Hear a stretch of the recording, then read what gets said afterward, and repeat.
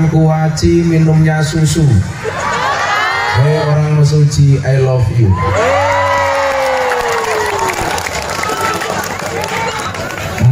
Beli kuaci dapatnya kacang. Hei orang Mesuji, kok jalanmu banyak berlubang?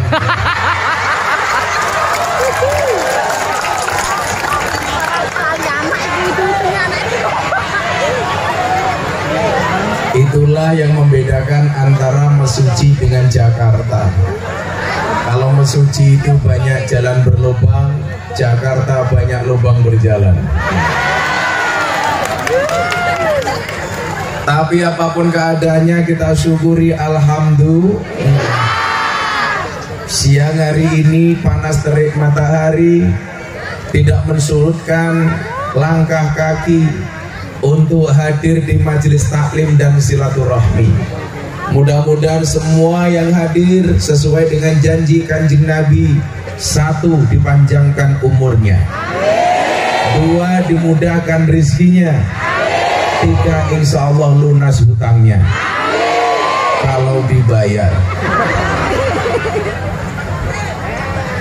Bapak Ibu yang saya muliakan, salah satu kemuliaan sebuah tempat atau suatu daerah manakala tempat tersebut diadakan majelis taklim dan pengajian.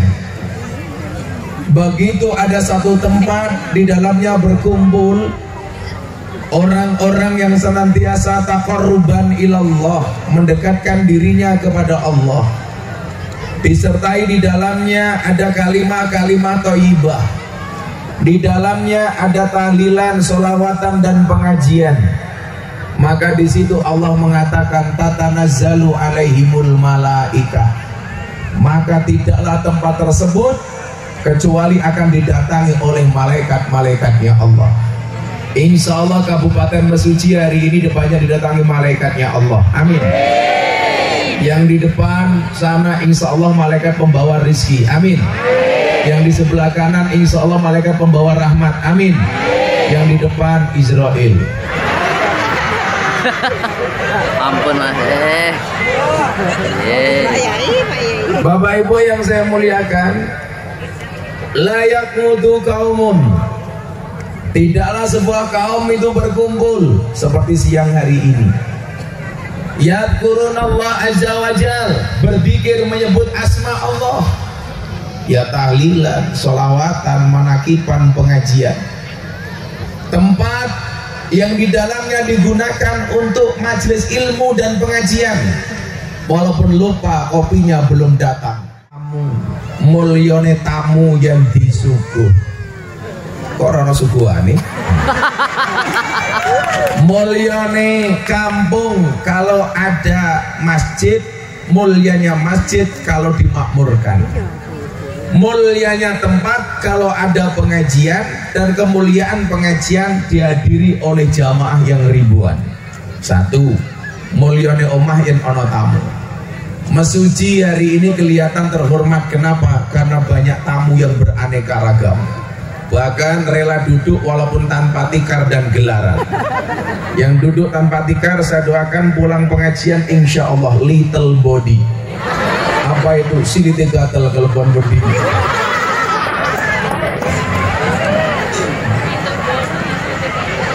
Tapi nggak masalah, insya Allah dilakukan atas nama cinta, betul? Cinta itu membuat sesuatu yang berat menjadi ringan, sesuatu yang sulit menjadi mudah, sesuatu yang tidak mungkin menjadi mungkin. Maka saya sampaikan atas kerelaanmu tidur duduk tanpa tikar, saya sampaikan cintaku padamu seperti air kencing di dalam kolam renang. Maksudnya apa? Wujudnya tidak nampak tapi hangatnya bisa dirasakan. Pra percaya jajalan. Mulyane omah yen ana tamu. Ini kelihatan tamunya luar biasa. Mudah-mudahan berdasarkan siang hari ini menjadi longgarnya masuk surganya Allah. Amin. Nah, maka rumah atau kampung yang di dalamnya banyak tamu akan terlihat kemuliaannya. Makanya kenapa rumah-rumah kiai itu kelihatan terhormat, karena kiai sering jadi jujukan. tentang sebuah persoalan yang dialami oleh umat. Dan kiai gak boleh berkeluh kesah. Kenapa? Karena salah satu ciri khas kiai itu syaratnya menurut Imam Al-Ghazali adalah alladzina yanzuruna ilal ummah bi'aini rahmah. Kiai itu harus mempunyai syarat apa? Memandang umat dengan kacamata kasih sayang. Yang datang ke rumah kiai itu macam-macam. Kalau Bapak Ibu datang ke pondok saya resmi terima tamu itu Sabtu Legi malam Minggu Pahing. Karena malam Minggu Pahingnya itu pengajian resmi di pondok. Antara jam 3 sampai maghrib saya itu khusus nerima tamu. Dari jam 3 sampai jam 6 saya nerima tamu, menerima rombongan. Apa hajat mereka? 1. Ngurus jadwal ngaji. 2.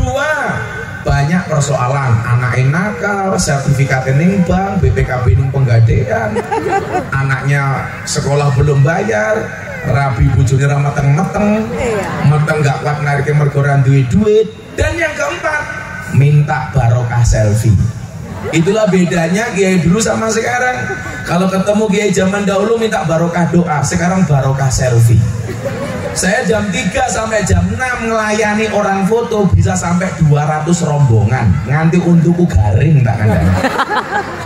Foto. Itulah Pak bedanya orang dulu sama orang sekarang. Kalau orang dulu otot kawat balung besi. Orang sekarang gigi kawat untuk selfie.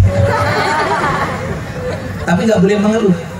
Hari-hari biasa jamaah datang. Apalagi kalau di pondok kita terkenal sebagai pondoknya orang nakal, ahli maksiat, para pendosa, dan lain sebagainya. Jadi tamunya beraneka ragam, tapi suguhannya nggak telat. Yang telat di mesuji.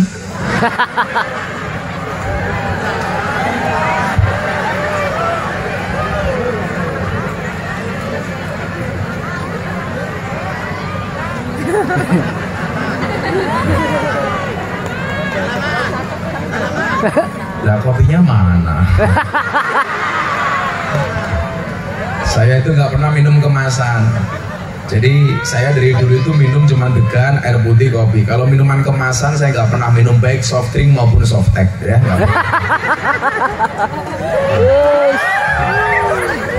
Sallu ala Nabi Muhammad.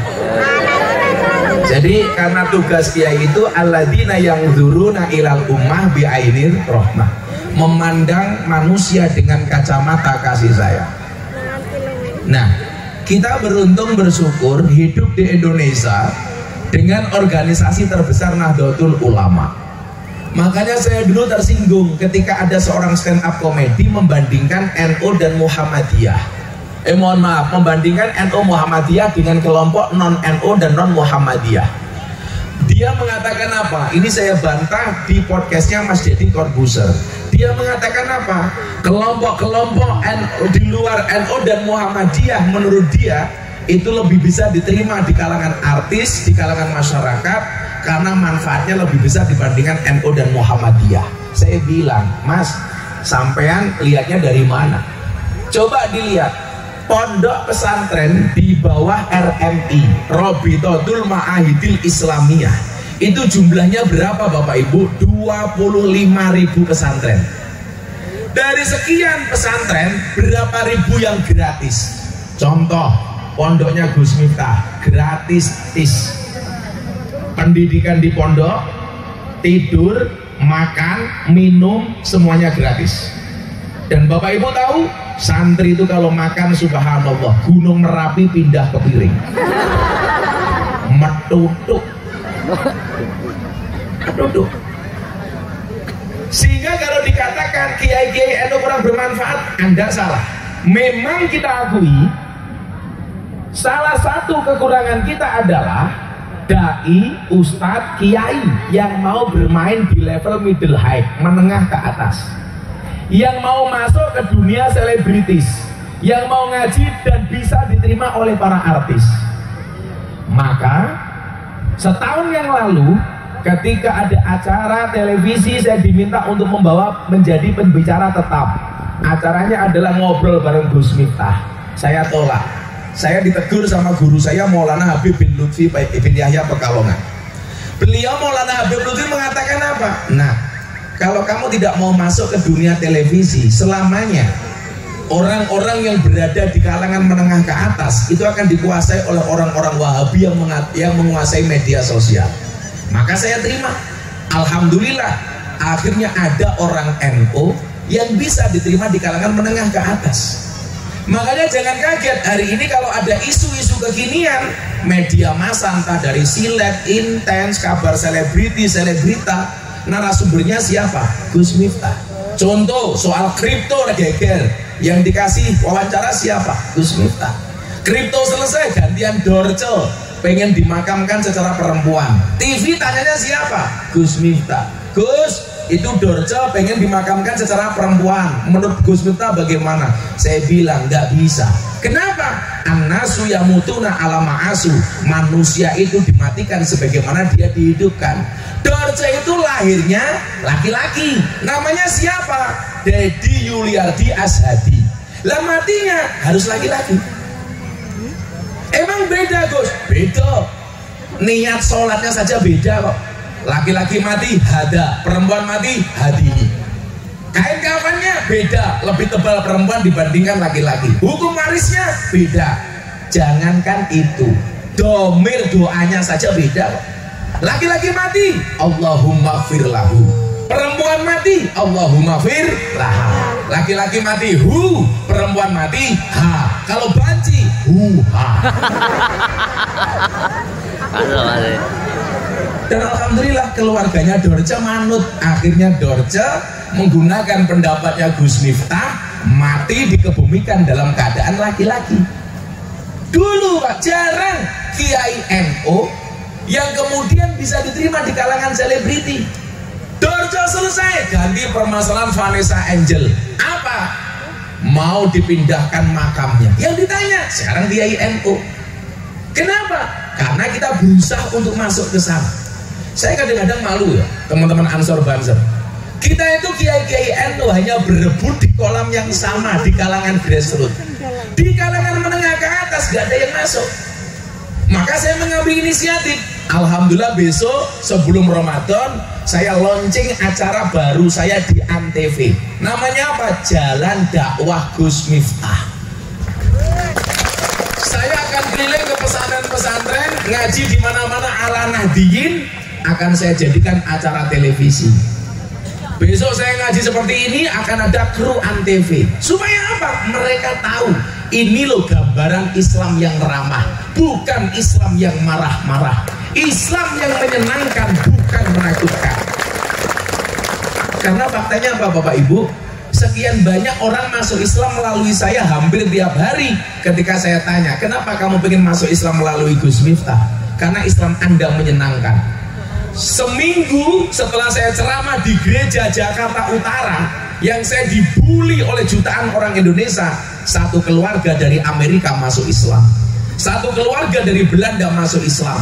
Mereka sebelumnya ateis, gak percaya dengan Tuhan, tapi setelah melihat ceramah saya di gereja, mereka mengapresiasinya dan masuk Islam. Sementara di Indonesia saya dibully. Setelah saya ceramah di gereja, langsung orang-orang itu bilang Miftah kafir. Apa respon saya? Saya bilang Miftah ceramah di gereja kafir. Saya jawab syahadat lagi. Orang kafir 70 tahun membaca la ilaha illallah sekali itu terbakar kekafirannya. Lah masa kita tiap malam tahlilan dibilang kafir? Lah dulanmu kurang edok, turumu kurang bengi, koncomu kurang oke, kopine durung teko.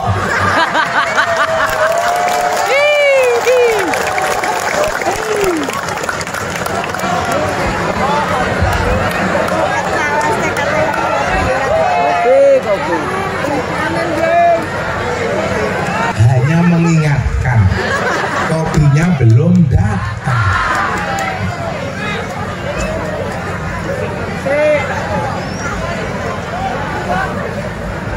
Maka Bapak Ibu rahimakumullah, ini tadi mulyane enggon yang ana tamu, mulyane tamu yang disuguh, kemudian apa mulyane panggonan yang ana pengajian. Kita berdongake dadi intipe neraka.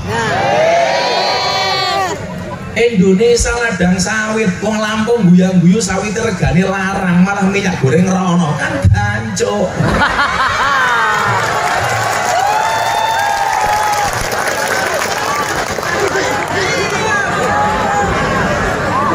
Kopi ini jorong teko kan ya gancuk.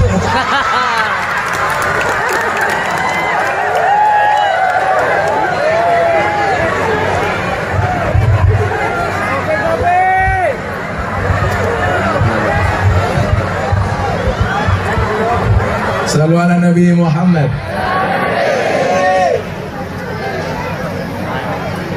Yes, pokoknya moga-moga kabeh iso mangkat kaji. Amin. Arab Saudi Bapak Ibu itu dulu amaliyahnya sama dengan orang Indonesia, Pak. Yono solawatan, tahlilan dan lain sebagainya. Lambat laun amaliyah ahlu sunnah itu hilang. Kenapa? Bahkan dikuasai hari ini oleh kelompok Wahabi. Kelompok Wahabi. Yang hari ini kelompok-kelompok itu mulai mengusik-usik kerukunan di Indonesia. Contoh yang mengatakan wayang haram, dimusnahkan. Yang berani membalas narasinya siapa? Gus Miftah. Dibully habis-habisan. Trending Twitter 2 hari 2 malam, nama Gus Miftah trending nomor 1 di Twitter. 37.000 pembicaraan tentang Miftah, ngalahke Pak Jokowi yang hanya 15.000 pembicaraan. Persoalan wayang dibantai saya habis-habisan. Kiai NU nggak ada yang balas. Kenapa? Karena memang Kiai NU nggak punya Twitter. Lah balas pakai apa? Saya posting di Instagram saya diserbu 27.000 komentar caci maki dari para Wahabi. Gus Miftah sakit hati? Tidak. Kenapa? Karena komentarnya tidak pernah saya baca. Untuk apa saya baca? Ini tips ya Bapak Ibu. Kalau ada orang membicarakan kejelekanmu, itu hanya sampai telingamu. Kalau kamu sakit hati, kamu yang salah. Kenapa? Karena kamulah yang memindahkan kalimat itu dari telingamu ke dalam hatimu. Ingat, kenapa Allah menciptakan 2 tangan? Alasannya sederhana. Ketika kamu dibully, dicaci, dirasani, kamu hanya punya 2 tangan. Tidak bisa membungkam seluruh mulut manusia. Tetapi apa yang bisa kamu lakukan? Tutup kedua telingamu dengan kedua tanganmu. Rampung. Maka saya bilang apa? Kita tidak bisa ngatur ombak, tetapi kita bisa belajar berselancar. Kita tidak bisa mengendalikan omongan orang lain kepada kita, tetapi kita bisa ngatur bagaimana menghadapi omongan orang lain kepada kita. Bila nyuwun saya ulah, kula mau dibully biasa-biasa mawon. Maka Anda lihat, kalau Anda posting sesuatu di Instagram, di medsos, kira-kira lebih banyak mana? Komentarnya apa like-nya? Komentarnya apa like-nya? Like. Kenapa lebih banyak like daripada komentar? Jawabannya adalah, seberapa banyak pun orang yang membencimu dengan komentar-komentarnya, yakinlah di luar sana lebih banyak yang mencintaimu dari dalam hatinya. Lah jomblo gitu. Kenapa lebih banyak like daripada komentar? Karena banyak orang cinta tetapi tidak berani mengatakannya. Jomblo ngenes. Kalau kamu bilang nggak masalah, saya jomblo tapi bahagia. Dari mana Anda jomblo bahagia? Nabi Adam lo ning surga dewean jomblo berkeluh kesah. Ya Allah kula njaluk bojo. Ning surga sing kepenak dhewe ae susah kok. Mosok awakmu ning donya susah ora duwe jomblo, jomblo ora duwe bojo kok bahagia. Abnormal. Bapak-bapak sing wis rabi pengen nambah kok. Aku? Enggak. Saya suami yang setia. Karena saya punya prinsip, lelaki yang hebat bukan lelaki yang mencintai banyak wanita, tetapi mencintai satu wanita dengan banyak cara. Kenapa saya ngomong seperti itu? Jelas direkam kamera.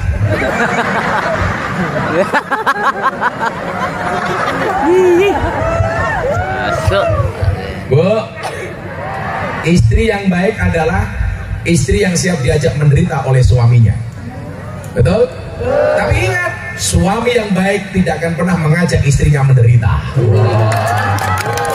Makanya kalau ada istri punya suami, suaminya kok gawe susah terus, tolong ajaklah duduk suamimu, bisikkan kalimat di telinga suamimu, Mas, ini rumah tangga apa rumah duka?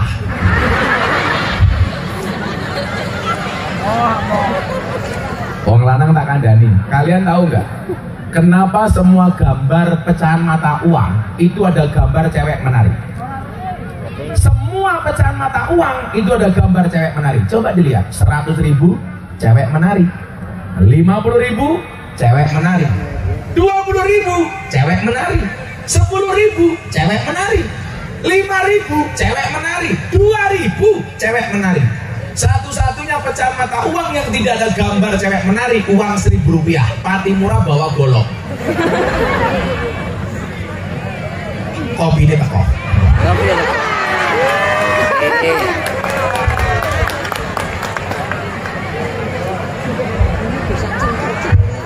Kopi masuk.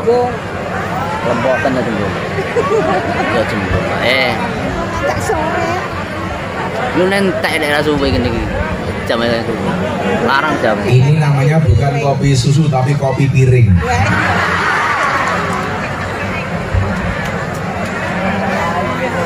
Kalau dikasih kopi langsung diminum. Kenapa?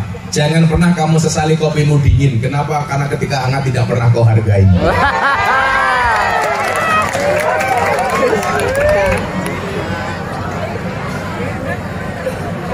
Kok mampu sayuran? Ibu-ibu tahu kenapa kopinya pahit? Karena manisnya kamu habiskan. Tapi bohong. Sumpah kopi ini mampu sayuran. Kira godokan apa? Dijoking.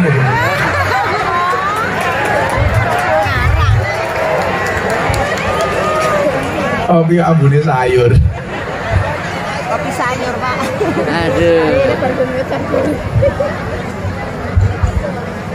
Jadi orang itu nggak usah neko-neko, cukuplah seperti kopi. Gus Miftah itu prinsipnya seperti kopi, pahit sih, tapi banyak yang mencintai. Mau cara nangui galau, putus cinta galau, biasa aja. Allah menciptakan manusia berpasang-pasangan, betul? Itu artinya kalau kamu tidak punya pasangan, jelas kamu bukan manusia.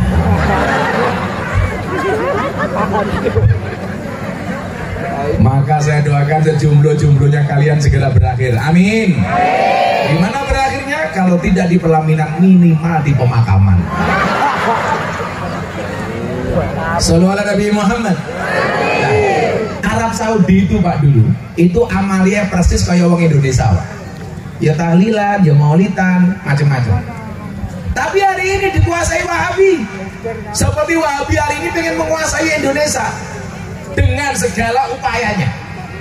Makanya kalau ada istri polisi tentara di sini, kemarin Pak Jokowi di Rapim TNI Polri mengatakan apa?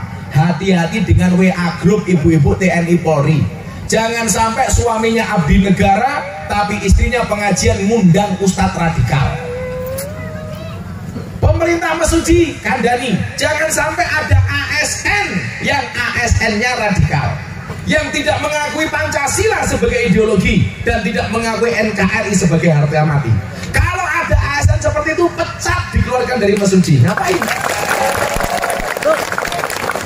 Urip ning Indonesia, mangan ning Indonesia, lahir ning Indonesia, nggak mau mengakui Indonesia. Gebuk cangkeme wae kok ngomong. Ono pejabatnya lagi.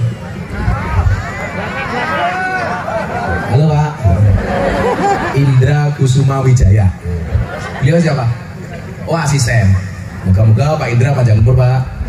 Jadi orang sedunia mati, Pak Indra hidup sendiri Pak.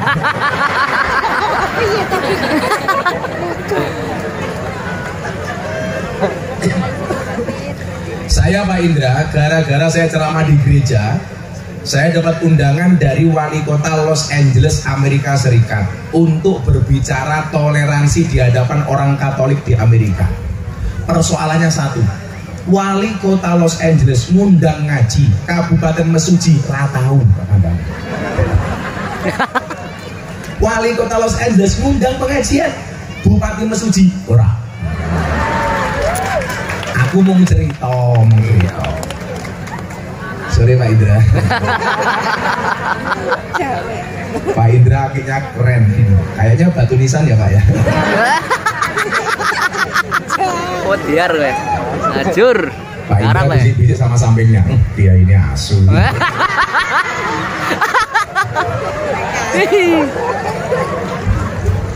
Salam ke Pak Bupati Pak Indra. Aku ini selalu Bupati ini orang jawab bapakmu gitu. Nah, kita nggak mau Indonesia di Arab Saudi kan. Makanya kalau hari ini ada orang ngomong begini, nggak penting NO-NO-an, yang penting Ahlussunnah. Jelas itu merupakan motif dari orang Wahabi. Pertanyaannya adalah, kenapa Arab Saudi yang dulunya Ahlussunnah kok sekarang Wahabi? Karena nggak ada organisasi yang menjaga amaliyah Ahlussunnah. Kenapa di Indonesia amaliyah Ahlussunnah terjaga sampai hari ini? Karena ada organisasi yang menjaga keberlangsungan Ahlussunnah. Siapa? Organisasi Nahdlatul Ulama. Mila banter sing gagah, tenanan sing ikhlas, wetenge aja gede-gede. Karena berdasarkan penelitian medis, cowok yang perutnya besar, manuke cilik. Wah, iki. Gacur le. Ora uang wetenge gede le, manuke cilik dibuka mau kayak pentil lah. Hi. Gacur. Manompret matamu.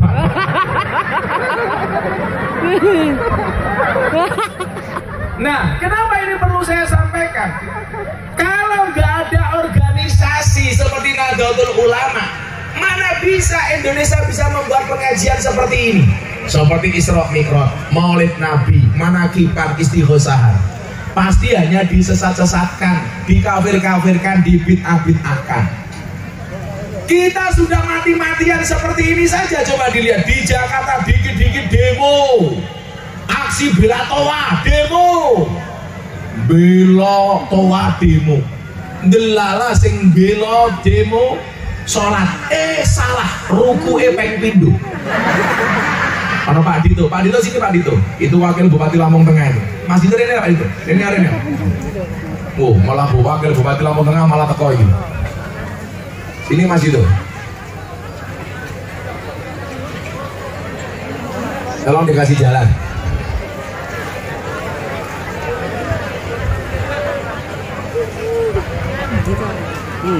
Gua penuh kan. Sini sama Pak As, ini Pak Indra Kusuma Wijaya. Oh, mana Lampung Tengah juga? Oh, sini Pak Dito. Ya semuanya duduk lagi, tolong duduk. Mereka datang pengen melihat wajahku, tidak pengen melihat bokongmu ya. Duduk Mas. Dok. Sing satset Mas. Ayo. Info. Masuk ini. Kita sudah mati-matian seperti ini saja. Masih banyak orang-orang yang cari-cari kesalahan. Dedek demo, toa demo, aksi bela ulama demo, aksi bela tauhid demo. Sing santuy coy, kayak orang NU ini. Kalau coba kita orang NU, aksi bela tauhid, nggak boleh tahlilan. Aksi bela Nabi, sholawatan, maulidan, nggak perlu demo. Aksi bela negara, istighosahan. Apa meneh? Aksi bela janda lungguo.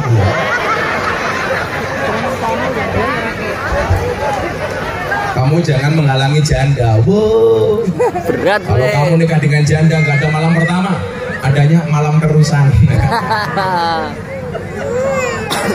Lungguh Mas ser Mas Banser, ini.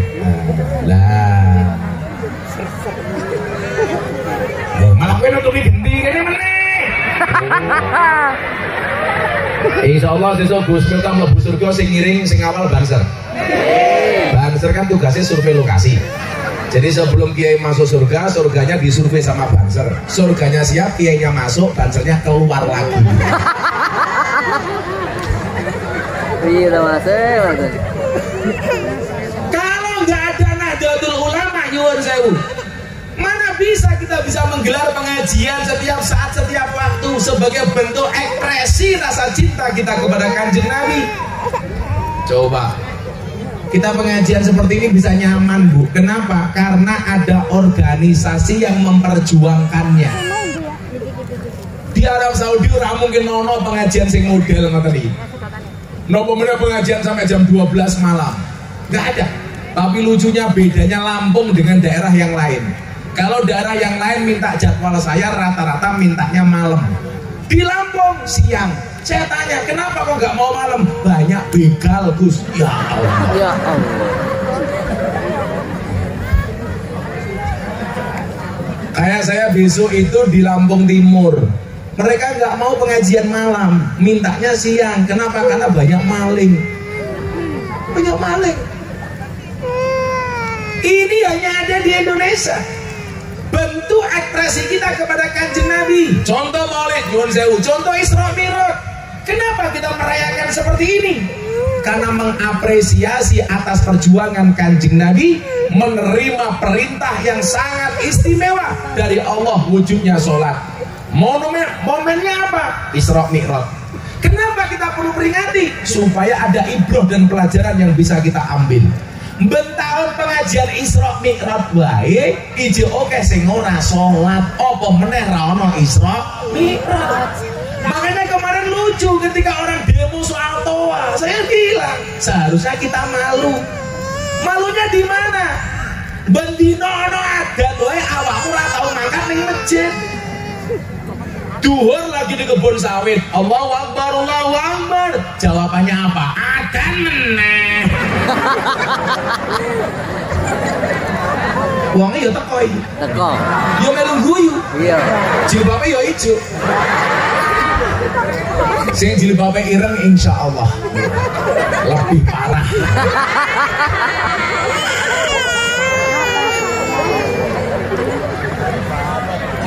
Memang ya Pak ya, saya tidak menyalahkan Gus Yakub, dan nggak ada yang membandingkan antara suara toa dengan adzan. Yang membandingkan, mohon maaf, yang tidak ada yang membandingkan antara adzan dengan gonggongan anjing. Gus Yakub tidak melakukan itu, karena yang diatur dalam Kementerian Agama itu adalah regulasi suara toa. Tidak ada perbandingan antara adzan dan anjing. Yang membandingkan antara suara adzan dengan gonggongan anjing itu Nur Sugiharja. Nur Sugi yang dia bilang Allahu Akbar, Allahu Akbar, guguk guguk guguk. Itu cangkeme Sugi Nur. Bukan Gus Yakub. Tapi memang kalau saya secara pribadi, saya sebenarnya kurang sepakat kalau regulasi itu harus diatur melalui Kementerian Agama. Kalau saya kembalikan kearifan lokal masing-masing.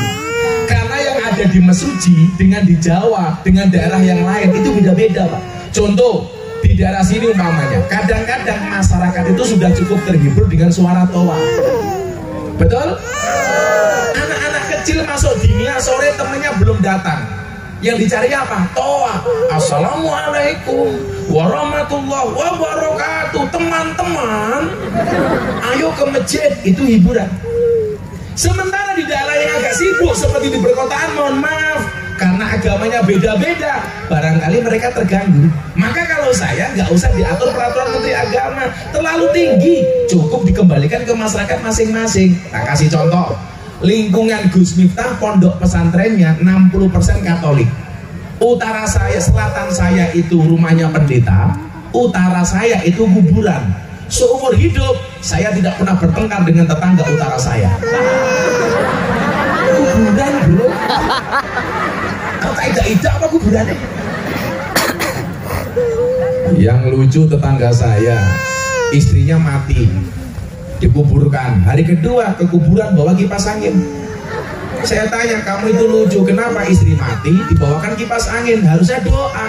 Apa dia bilang? Mohon maaf Kiai, istri saya wasiat, saya boleh menikah lagi kalau kuburannya sudah kering. Jadi saya kipasin supaya cepat kering. Delalah musim hujan. Bongko janganmu.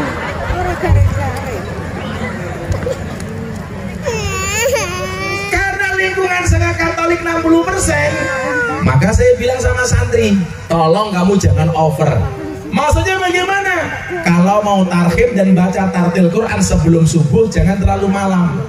Kalau terlalu malam, pakai speaker dalam sehingga yang dengar hanya santri dan orang pondok. Adzan boleh pakai speaker luar. Puji-pujian jangan terlalu lama. Dalam rangka apa? Dalam rangka menghargai perasaan tetangga saya Nasrani. Tapi yang perlu diingat, toa itu fungsinya tidak hanya untuk adzan dan puji-pujian, tapi juga untuk sosial dan kematian. Mila lah ana wong mati biasanya diumumkan di masjid. Nggih napa mboten? Tidak hanya orang Islam, tetangga saya Nasrani mati, ya diumumkan di masjid. Artinya apa? Ada fungsi lain dari toa selain adzan. Kudune awake dhewe niku isin, saiki bengok-bengok nolak regulasi, tapi mangkat ning masjid yo ora tau.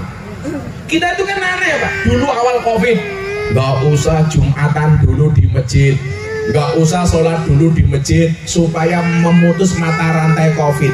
Orang-orang teriaknya apa? Oh, pemerintahnya anti Islam, gayamu dul, orang tahu dilarang awakmu ora tahu makan. Begitu dikasih anjuran kok mengatakan pemerintah anti Islam, itu kan hanya cari-cari kesalahan pemerintah saja. Maka apa Bapak Ibu? Inilah alasan kenapa organisasi seperti NU dan Muhammadiyah harus hidup di Indonesia. Karena menjaga tradisi-tradisi ini. Makanya please di Mesuji nggak usah berkelahi dengan tetanggamu Muhammadiyah. NU sama Muhammadiyah itu bedanya tipis. NU sukanya panjang, Muhammadiyah pendek. Ibu-ibu suka yang mana? Panjang atau pendek? Ibu-ibu Mesuji suka yang panjang apa pendek? Panjang. Wow. Iya. Loh, NU Muhammadiyah iki bedane mung dawa karo cendak lho. NU sukanya panjang. Contohnya Jumatan adzan 2 kali. Muhammadiyah pendek, adzan sekali. Baradian NU panjang, setelah adzan puji-pujian. Muhammadiyah pendek, nggak ada puji-pujian. Saya haji tahun 2015 sama kawan saya Muhammadiyah. Dia bilang, Gus tuh lihat Mekah Madinah habis adzan nggak ada puji-pujian. Kenapa di Mesuji ada puji-pujian? Saya bilang beda. Bedanya apa? Mekah Madinah belum adzan, masjidnya sudah penuh. Lah ning Mesuji sing pujian cangkeme nganti kesel ya ora mangkat-mangkat.